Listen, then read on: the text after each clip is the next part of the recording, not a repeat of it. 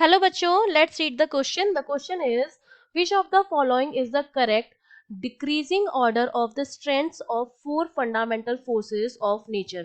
जो हमारे नेचर के चार फंडामेंटल फोर्सेस हैं उनको हमें डिक्रीजिंग ऑर्डर में जो है वो लगाना है।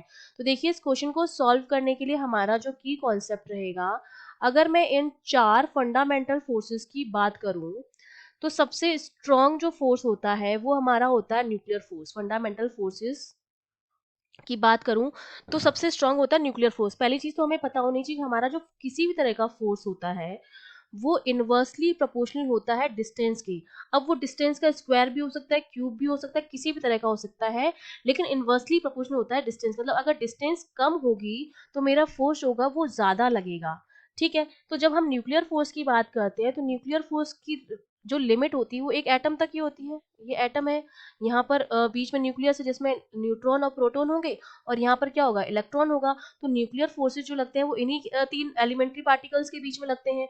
तो इनकी जो डिस्टेंस है वो सबसे कम है, एक एटम तक ही सीमित है। तो सबसे जो स्ट्रॉन्ग होता है हमारा, वो हमारा होता है न्यूक्लियर फोर्स। न्यूक्लियर फोर्स ये हमारा सबसे स्ट्रॉन्ग होता है। उसके बाद हमारा आता है इलेक्ट्रोमैग्नेटिक फोर्स।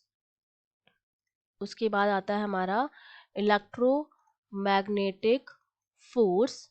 और सबसे वीक होता है हमारा ग्रेविटेशनल फोर्स। तीसरे नंबर पर आ जाएगा हमारा weak nuclear force. Nuclear force. और लास्ट में हमारा आ जाता है ग्रेविटेशनल फोर्स, जो हमारा क्या होता है, सबसे वीक फोर्स होता है, क्योंकि ये इनफाइनाइट रेंज तक लग सकता है। ठीक है, और जिसकी रेंज इनफाइनाइट होगी, आर की वैल्यू अगर इनफाइनाइट है तो फोर्स क्या होगा, ऑलमोस्ट जीरो होगा।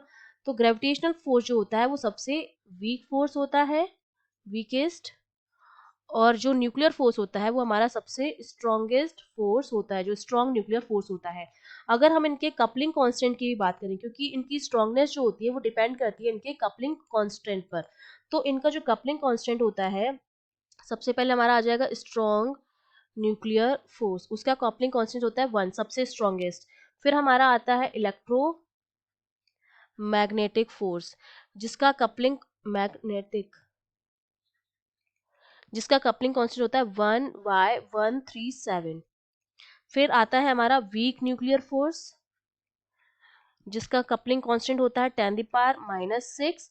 और लास्ट में आता है हमारा ग्रेविटी, जो ग्रेविटेशनल फोर्स होता है, जिसका कपलिंग कांस्टेंट होता है 10⁻39। तो ये सबसे वीक हो गया, ये सबसे स्ट्रॉन्ग हो गया।